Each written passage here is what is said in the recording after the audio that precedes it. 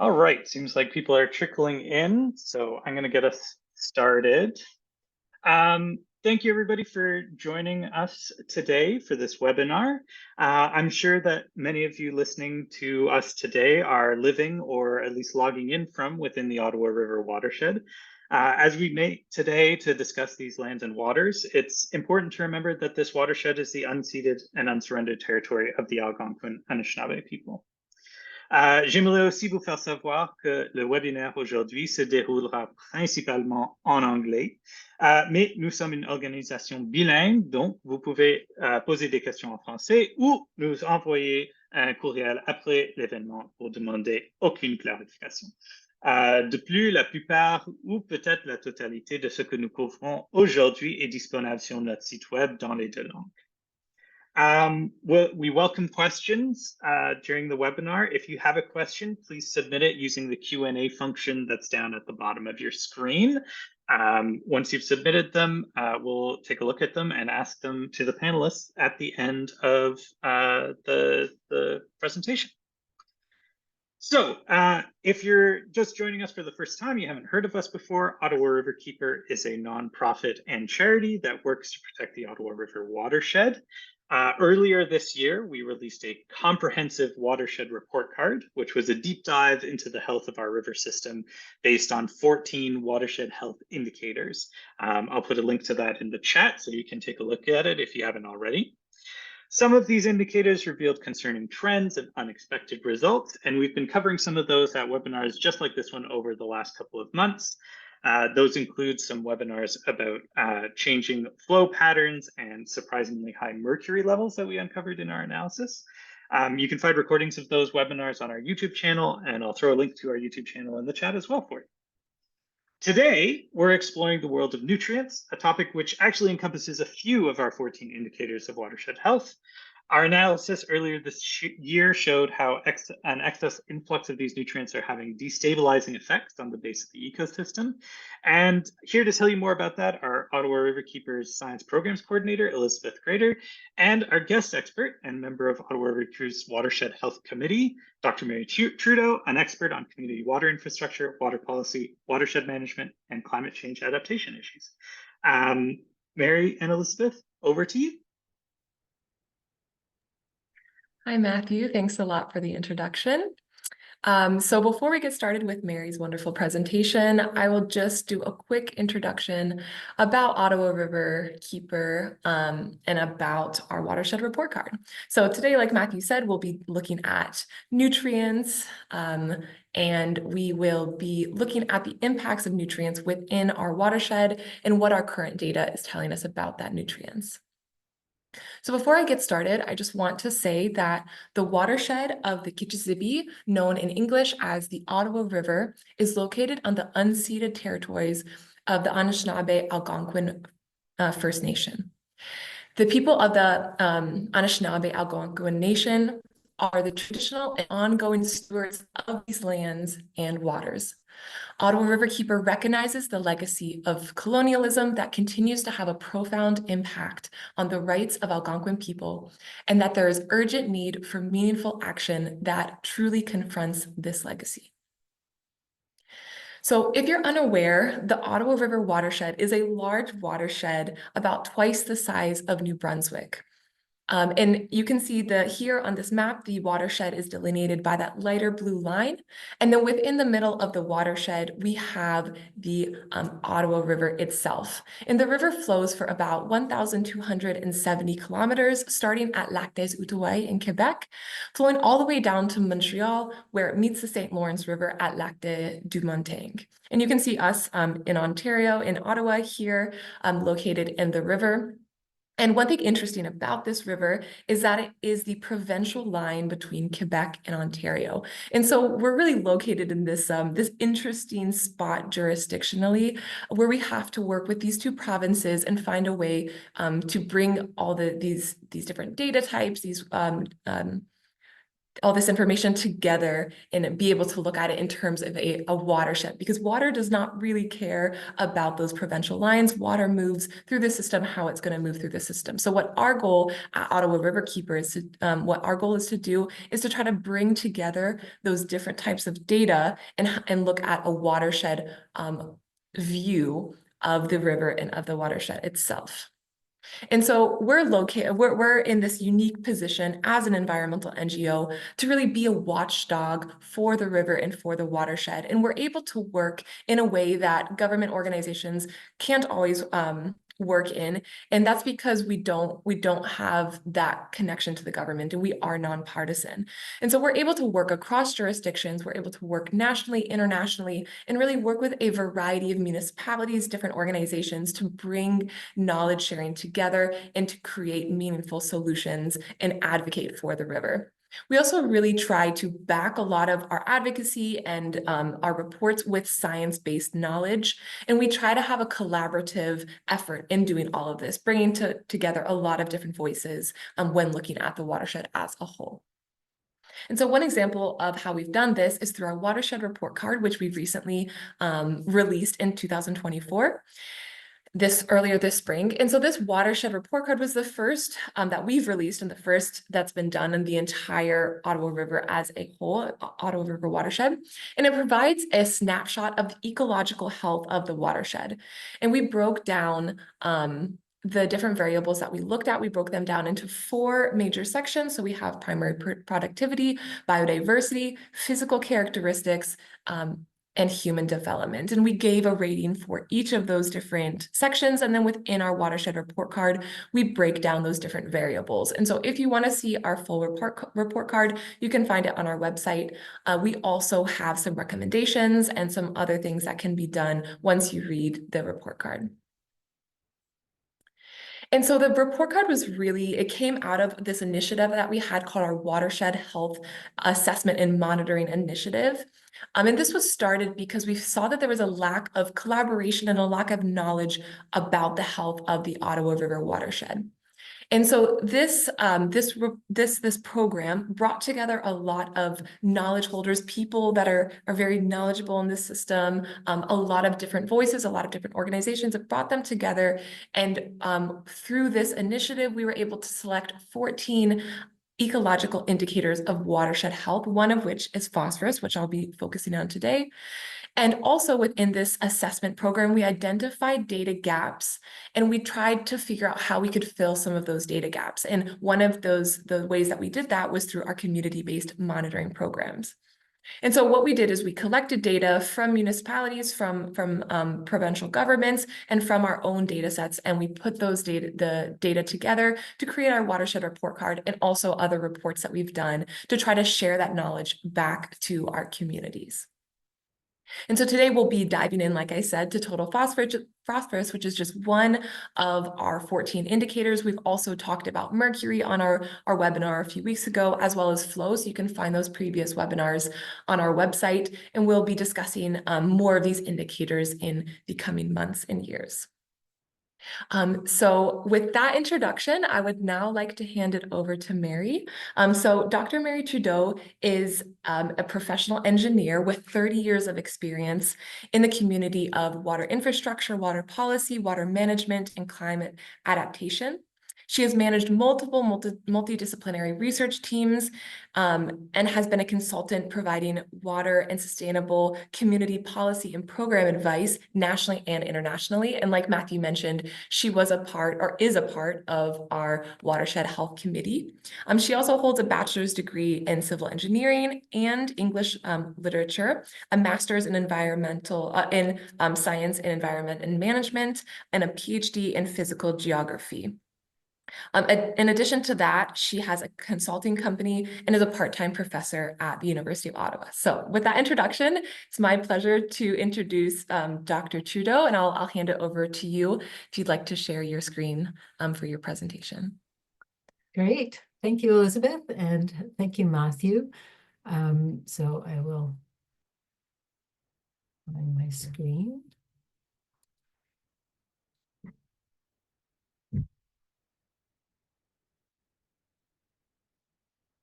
Now, hopefully everybody can see that. Okay, so thank you for the opportunity to talk about phosphorus in the Ottawa watershed. So I will just review phosphorus as a nutrient, the sources of phosphorus, natural sources, and why there's too much of a good thing, and a few things that can be done about phosphorus within the Ottawa watershed.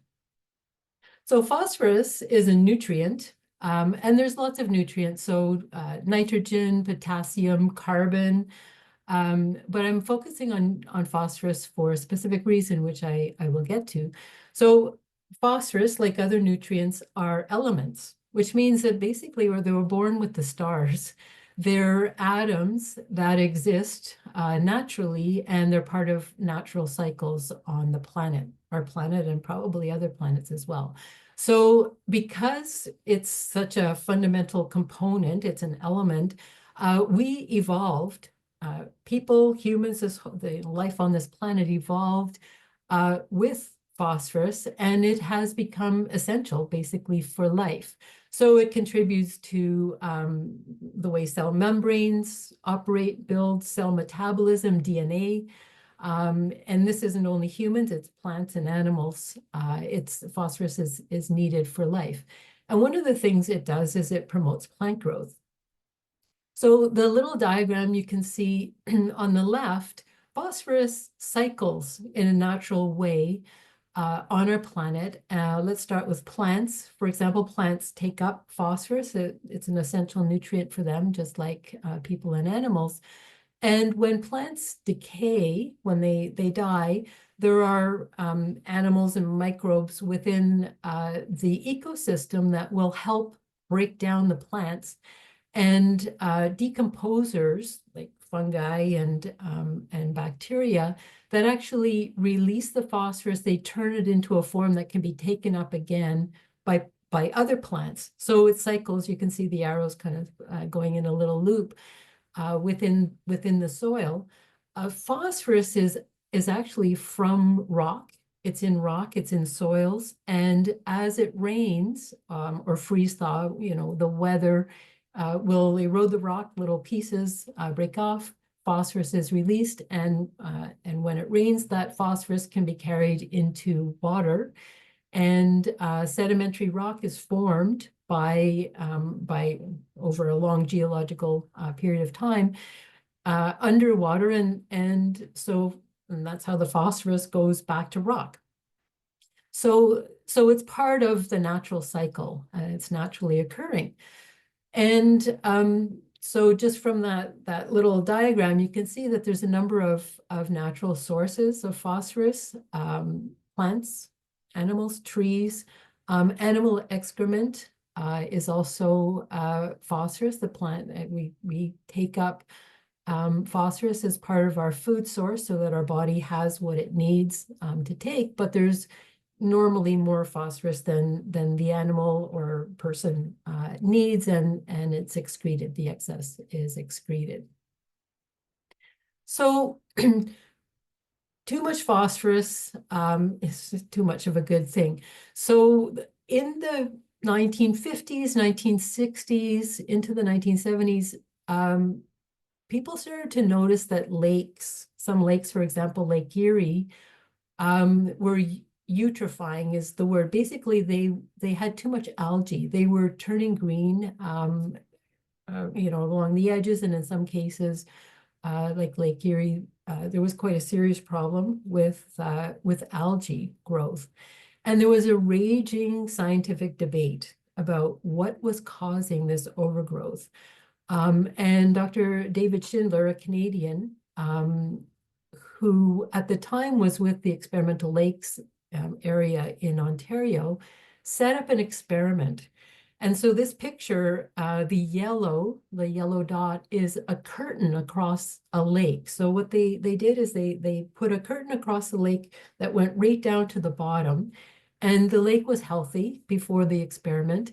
And during the experiment, they dosed one side of the lake with phosphorus, and they left the other side as a control. And you can see the green at the sort of the bottom of bottom right of the photograph, the lake eutrophied, like the algae overgrowed in the lake. And that was the only thing that changed, was phosphorus. So that demonstrated very, very conclusively that phosphorus was what's called the limiting nutrient in freshwater systems. So other nutrients can be added, but what actually limits growth is phosphorus. So if you get too much growth, you get overgrowth. Too much phosphorus, you get overgrowth of the algae. And what that does is the algae growth will affect, for example, how much sunlight can penetrate through the water column. But what it also does is it grows beyond what the ecosystem can support. And when it dies off, it depletes the oxygen. And so you can have, really, it can kill fish and other biota within the lake system if there's too much phosphorus and this overgrowth. So how did we get here? Well, one of the things that we do, we people, humans, we mine phosphorus. Because it's a nutrient, it's really important part of fertilizer. So we dig it out of the ground. So there's not enough for our agricultural purposes to just rely on the natural sources. We actually dig it out of the ground. We put it onto fields, create crops. For example, in this photo, it's wheat.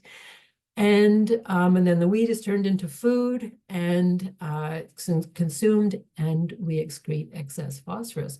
So if you see in the wheat photo, there's actually 2 arrows, because the excess phosphorus can run off a farmer's field, and it can also be released from wastewater treatment plants. So you'll hear government agencies and a whole bunch of other scientists, for example, refer to wastewater treatment plants as a source of phosphorus. It's actually not a source of phosphorus. We're the source. The people, the community, industry that releases some phosphorus. We're actually the sources. The wastewater treatment plant is the point of release, but they're not creating it. They're not actually a source of anything, even plastics or anything. They are actually doing what they can to remove as much as possible before it's released into the environment. So these 2 sources, sources of phosphorus, communities, dense human populations, and agricultural operations are the 2, I guess, areas within societies that are largely contributing phosphorus to freshwater systems. So there are other nutrients: nitrogen, potassium, carbon is a macronutrient. These things are they're important to consider, but they're not the limiting nutrients. It's really phosphorus that we focus on for freshwater systems. Marine systems have a different balance. So some of the other potential reasons that we have excess phosphorus, well, you can see here a field. It's not only excess fertilizer potentially, but even just erosion from the field, because the soils have phosphorus. Domestic sort of urban gardens, too much phosphorus or too much fertilizer. Even if it's not raining, if you water your lawn or your garden and there's excess fertilizer, that will run off.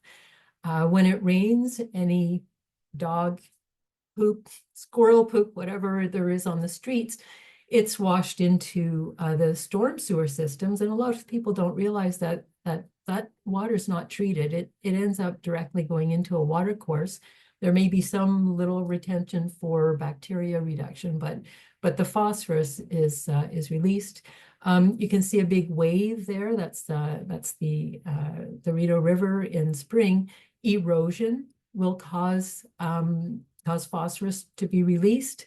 And that's why there's, in some areas along rivers, there's speed limits, partly for safety, but also to reduce the wake and the wash that will increase erosion. soaps, animals, whether they're domestic animals, dogs, or pigs, ducks, all of these creatures release phosphorus and become potential sources to river bodies, rivers and lakes. So what can be done? Well, in urban areas, it's really important to support city services and to advocate for city services and infrastructure that are going to reduce the phosphorus load and other pollutants from stormwater. So there's a picture here of street sweeping in the spring. That's a really important operation for phosphorus. All of those leaves, for example, contain nutrients, and plastics, all kinds of things. Street sweeping is a really important function that cities do. And the other picture, the small inset, is the construction of a soakaway pit for stormwater. This one's on Sunnyside Street in Ottawa. And if you've taken the number 7 bus, it may have popped up on the curb. And the larger picture is the plants. Once that soakaway region was constructed, it was filled with permeable soils and plants. And so the stormwater, when it rains, it's directed into that soakaway area, and the plants take up the phosphorus out of the stormwater. It also helps cool the water. So there's good for lots of reasons for the stormwater. So the more of these natural vegetation areas that we have, the better it is for our local river courses. It's important to reduce cosmetic fertilizer use. I mean, farmers need to use fertilizer. That's our food supply. And, it's expensive to use too much fertilizer. So they're, generally very, very careful also about that. But within other operations, people can reduce the use of fertilizer. Stoop and scoop after pets, really important. Plant native trees and plants. These take up phosphorus, they take up carbon. Lots of different benefits from native plants. So I think that's all I have. So I'll turn it back to you, Elizabeth. That was very insightful. I think we could all, after that, picture a source of pollution around us, right? I think you gave some really good examples about that. And so now I would like to talk about the total phosphorus that we're finding in the watershed. So we can all picture those sources, but what is the data telling us about those concentrations of phosphorus within the watershed?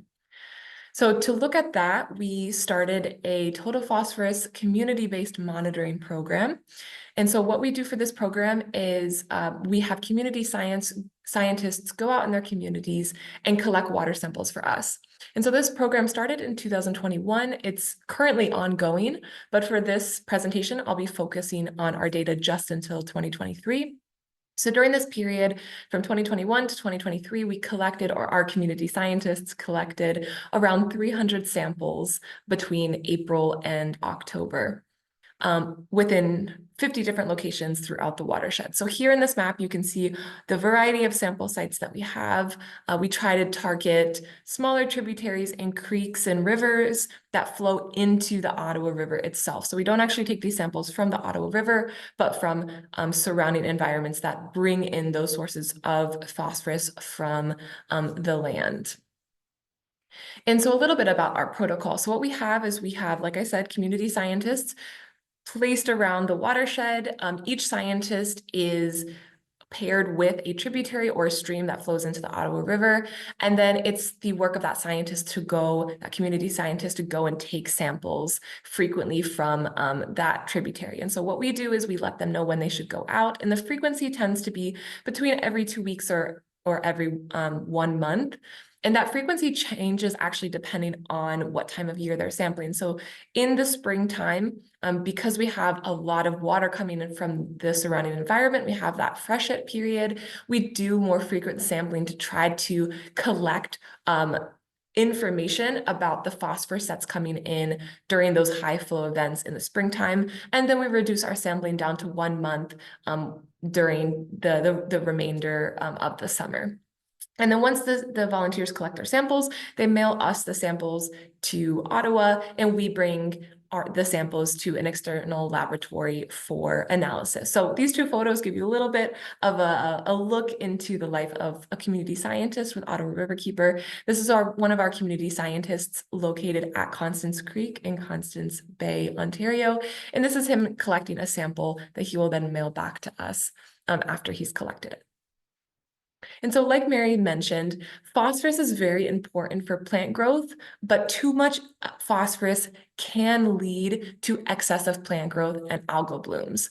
And because there are so many species that rely on plants and algae and good quality of water, when we do see changes in phosphorus, that can have a massive impact on the entire ecosystem and the health of the entire ecosystem. So monitoring those concentrations of phosphorus and seeing how they can change and maybe accumulate downstream can be really important for understanding the health of the ecosystem. So for the remainder of the presentation, I'll be referencing the threshold for total phosphorus concentration. And so this is based on the Ontario Provincial Water Quality Objectives, as well as Quebec's guidelines that recommend keeping total phosphorus concentrations below 0.03 milligrams per liter of phosphorus.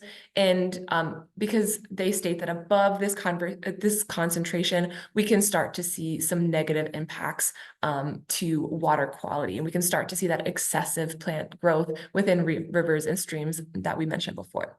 So this is actually a creek located in Shinbro, Quebec. One of our volunteers took this photo, and you can see that there's quite a bit of cloudiness in color in this stream. And it's actually a stream that flows by a lot of agricultural land. So we try to have a mixture of tributaries throughout the watershed, and we do see differences in that color of the water that could say maybe there are other things going into the ecosystem from the surrounding land. So what did we find? What are we starting to find in this study that we started conducting since 2021? So if we focus on the figure on the left-hand side, this is a box plot of total phosphorus concentrations throughout the 3 years that we'll be focusing on today. So the main point that I want to make across is first, yes, we have some variations in points, but the box plots themselves are fairly at the same place year after year. This signifies that each year that we're collecting our total phosphorus samples, we're seeing similar concentrations of total phosphorus year after year throughout the watershed. And I just want to mention that the range in concentration of phosphorus that we have throughout all of our points over this 3 years ranges from 0.002 milligrams per liter of total phosphorus all the way up to 0.682. As a reminder, that threshold is 0.03 milligrams per liter of total phosphorus. And so in average, in total for those 3 years, we found that our average total concentration of phosphorus was above that guideline that I mentioned, with an average concentration of total phosphorus for the entire watershed of 0.047 milligrams per liter of total phosphorus between that time period. So now if we switch and look at the figure on the right-hand side, this is the total phosphorus concentrations per month in some of the selected sub-watersheds. So we have our watershed of the Ottawa River watershed, but then within it, we have sub-watersheds that are focused around larger tributaries that flow into the Ottawa River themselves. So on this figure, we can see total phosphorus on the y-axis, the concentration of total phosphorus, and then on the x-axis are the months that we were collecting the samples. So in general, for the different sub-watersheds, we found that there wasn't a lot of variation between the different months. except in the South Nation region, which the South Nation region, which I'll talk about in a second, has a lot of agriculture. And so what we're thinking is happening is in the springtime, that's when the farmers are starting to use their land. They're starting to work the land a little bit, starting to add that fertilizer that Mary mentioned. And then we're starting to have rain events within the midsummer. And so by July, we've started to see that accumulation of total phosphorus entering the ecosystems because the land has been exposed and those fertilizers have been put on the land. And then we start to see a decrease in total phosphorus. But I just want to mention that in general, we're seeing a fairly similar concentrations of total phosphorus throughout the summer, except for South Nation. So then if we look at that comparison between land use and total phosphorus, this is what we're starting to find. So if we focus again on the left-hand side, this is a map of the Ottawa River watershed with those sub-basins that I mentioned before. And the color of the sub-basin, that represents the percentage of agricultural land. So the lighter color, the yellow color, that's less agricultural land, less percentage of agricultural land, and then the darker, redder colors, that is a higher percentage of agricultural land. So right away, we see the southern section of the watershed has a higher percentage of agricultural land. And then we also have the Blanche subwatershed up near Lake Temiskaming, which also has an increased percentage of agricultural land. And then we can also notice that those circles, so the size of the circle and the color of the circle corresponds with an increase in the concentration of total phosphorus. So the larger bluer circles represent total phosphorus concentrations, average total phosphorus concentrations that are higher. So we see more of those larger blue circles located in those regions with more agricultural land. So we're seeing that correlation between more agricultural land, more total phosphorus. As Mary mentioned, we tend to see that the land is disturbed in these areas, so more soils can enter a river system, but also we have that phosphorus that we're adding in fertilizers onto our land. And then if we look at the figure on the right-hand side, this is all the sub-watersheds with that percent of agricultural land in dark blue, and then bright green is the median concentration of total phosphorus.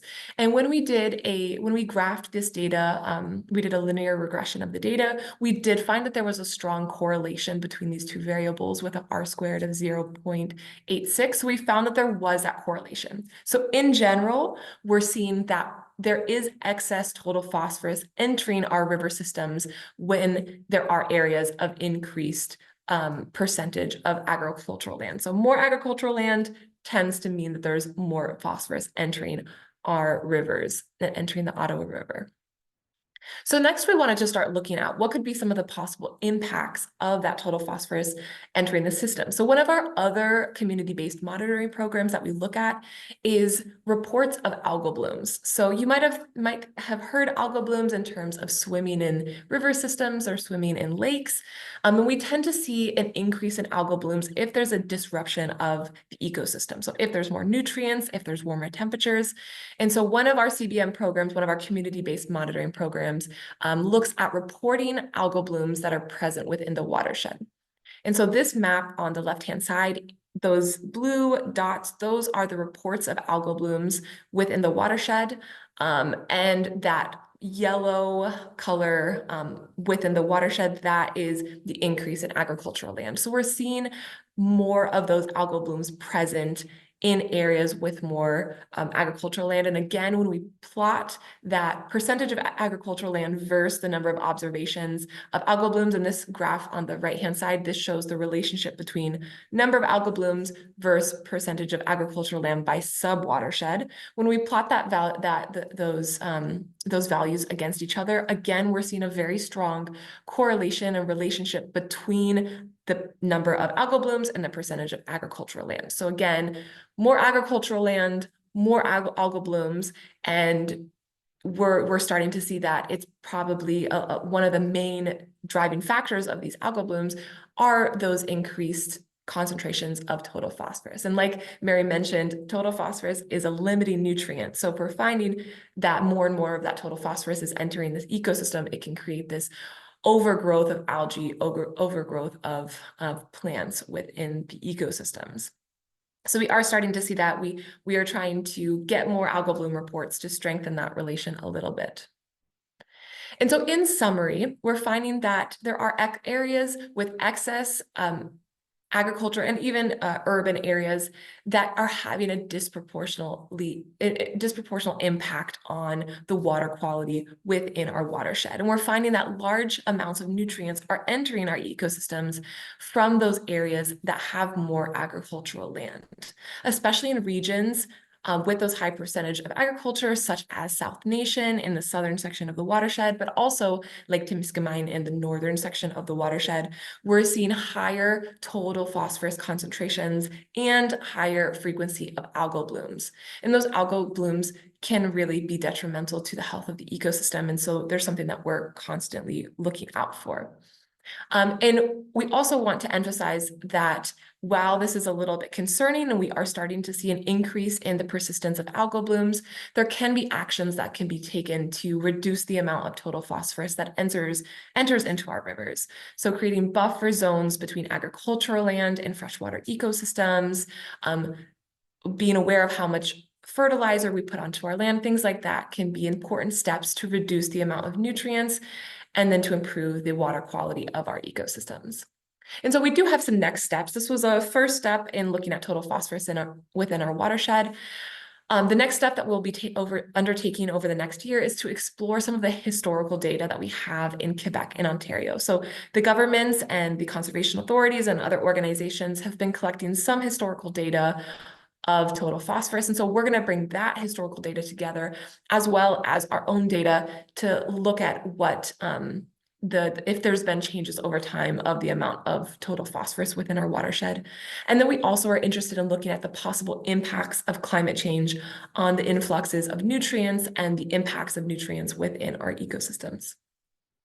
So with that, I would like to say thank you for joining me on this little discovery of total phosphorus, and I'll hand it back over to Matthew.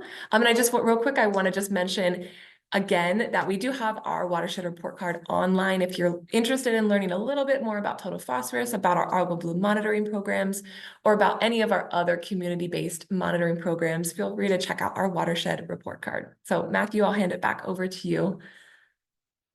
Fantastic. Thanks, Elizabeth, and thank you so much, Mary. Just a reminder, if you have questions, please send them through the Q&A function at the bottom of your screen, and I will ask the panelists. And if you're looking for links to our Watershed Report Card or to our YouTube channel where you can get recordings of our previous webinars, they are in the chat. Okay, I'm just looking through the questions that are coming in. There's a question here. In what ways can the general public help with maintaining water quality of our rivers? And how can we relay the information learned today to non-scientists like parents and youth? Elizabeth, do you want to take a first crack at that? Yeah, sure. So like I said, we do have community scientists. So if you live in an area near a river and you're interested in getting involved in monitoring some of the total phosphorus, you're welcome to contact us and we can try to connect you with our monitoring programs. And aside from the total phosphorus monitoring programs, we do have our algal bloom monitoring programs, which can be very important for identifying areas that are maybe having, showing some signs that there could be ecosystem degradation. So that's a really great way.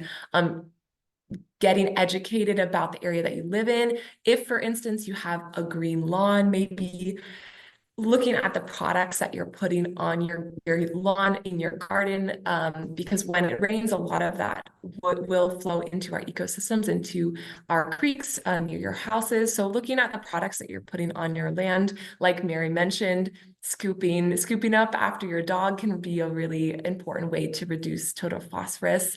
I don't know, Mary, if you want to add anything else, but being aware of the things that you put on the land and how that can impact total phosphorus concentrations.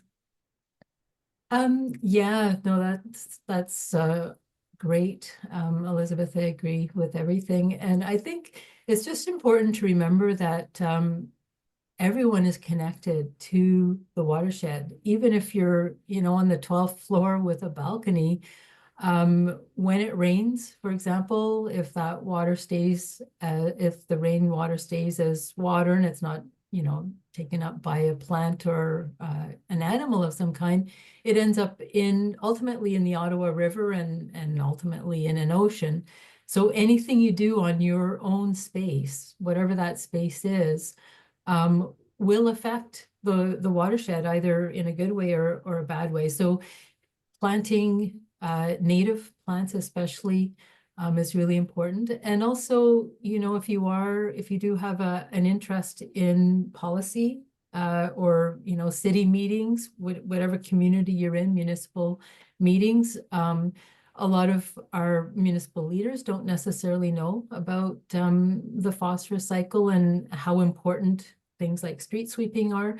So advocating for greener cities that really understand that the city is part of a watershed is really, really important. And yeah, going on off of that as well, you mentioned a lot of green infrastructure, Mary. I think advocating for green infrastructure to slow down that water when it does rain and try to utilize some of that nutrients before it goes into our river. I think that's a really, really great thing that we can do. Fantastic. Thanks both. And thanks, Aditi, for sending that question. And you also asked about how you can relay the information learned to non-scientists like parents and youth. Ottawa Riverkeeper has a bunch of educational materials that educators can borrow from our learning library, which is available on our website. And we also do educational workshops and stuff like that that we offer through our River School program. And finally, at River House during the summer, we have our learning lab, which is open to the public, where people can come and learn about issues like this one. But if you're specifically looking to teach about nutrients and sort of how nutrients and other substances move through the watershed, I think our learning library resources are the best bet for that. We have a lot of options available to you. Fantastic. Please send in your questions if you have any. I'd like to ask a quick question about climate change. Elizabeth, you touched on this very briefly at the end, but with climate change predicted to increase things like intense rain and warm weather events, what will the impact of climate change be on the cycling of total phosphorus within our watershed? What are we anticipating that the impacts could be? Yeah, definitely. So, like you mentioned, we are expecting to see these larger rain events happening, these more extreme events where a lot of water is coming into the system. And so with it, it can transport all of those materials on the land into our ecosystem. So that's one concerning thing. We can start to see more erosion happening, more phosphorus entering the ecosystem, and then warmer temperatures can further accelerate that growth, the plant growth that we're seeing, those algal blooms. So more nutrients within the system plus warmer temperatures, it's a perfect recipe for more algal blooms and having that disruption of the ecosystem. I don't know, Mary, if you want to add anything to that as well? Yeah, so within communities, there's the effect of asphalt and roads that intensifies the heat within the summer. And with climate change, we know that we will have more intense heat events. So green space is really important, again, not only to reduce phosphorus and take up carbon, but to reduce this heat island effect is what it's called in cities where the cities are hotter than a park or outside the city. So it's really important to resist, I guess, hardening up if you are thinking of paving part of your garden for parking a car, that kind of thing. If there's other ways that you can maintain green space and find other solutions for transportation, that also helps, not only with phosphorus, but with the whole heat effect of climate change. Perfect. Thank you both. David, I see your question about having a candidate location that you think would be good for sampling. I suggest you reach out to our science team. They might be very interested to know about it and maybe have you get on board with some sampling. So you can reach out to our science team through the contact form of our website, or I think cbm at ottawariverkeeper.ca is at the direct way to reach our science team. Fantastic. If there aren't any other questions, I think we could call it early and end the webinar there. Thank you very much to everybody who joined us today. Really appreciate you taking the time to come here and learn about phosphorus and nutrients. And thank you so much to Elizabeth and to Mary for your presentations. Again, if you'd like to learn more about this, read our Watershed Report Card online. We also have plenty of other information on our website about phosphorus and about our monitoring. And make sure to stay tuned on our newsletter if you'd like to learn about more opportunities to attend webinars like this one. Thank you so much again, and thanks to our presenters. Have a great day. Thanks, everyone.